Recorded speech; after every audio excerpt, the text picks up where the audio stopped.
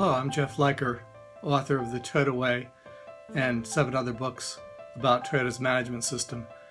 Toyota has become globally a model for what we think of as lean production or lean management.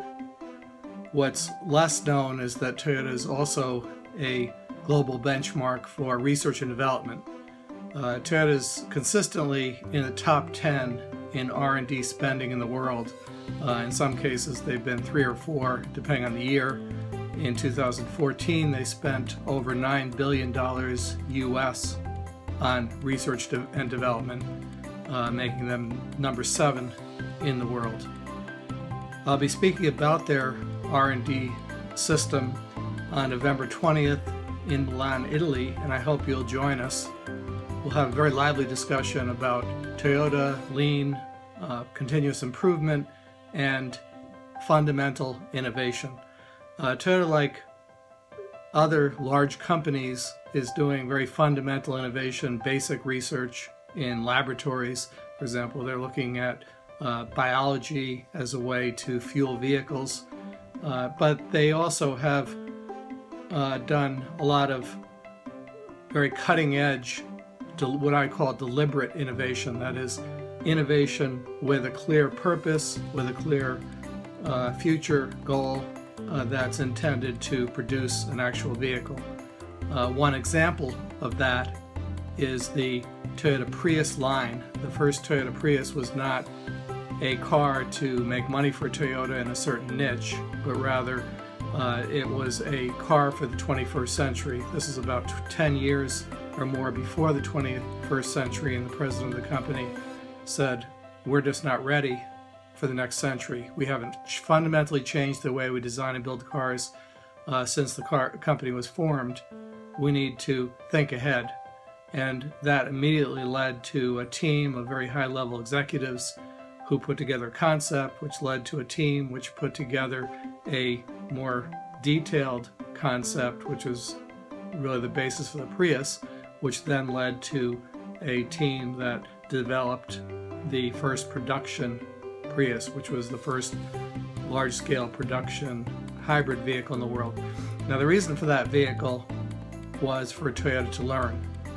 They spent well over $1 billion, I think several $billion. They sold in the first year about 40,000, and Toyota did not expect to recover its investment immediately or even necessarily at all.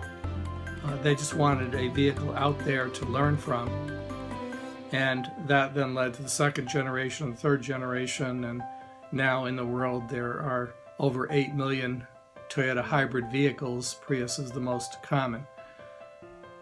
The underlying philosophy of Toyota that leads to innovation in something like the Prius, they have a new hydrogen vehicle, they're developing new technologies for self-driving vehicles, but also they innovate in their factories. They've developed basic innovations in paint booths to make them half the size they were. They've developed innovations in stamping presses. Their new stamping presses will be about 1/5 the size they used to be. They innovate even at the level of the individual worker who's improving the way they do their work. And that innovation is based on the Toyota Way, which has 2 pillars: continuous improvement and respect for people. Now, many people believe that continuous improvement means make a lot of small step improvements, like in baseball terms, hit a lot of base hits, but don't worry about home runs. Toyota is very interested in home runs. For example, I believe the Prius was a home run. It was a revolution in the auto industry. But the home runs come from a lot of practice, a lot of steps, a lot of failed experiments, and through discipline and practice and trying over and over again at various times you hit a home run. It's hard to predict when that will happen. So continuous improvement for Toyota is the way to get to the home run. What I call deliberate innovation, deliberate fundamental innovation.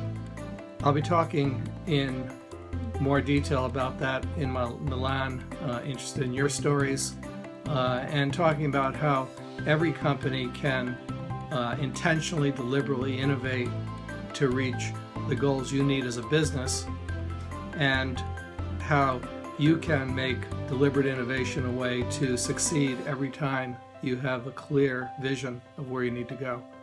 Again, look forward to seeing you in Milan.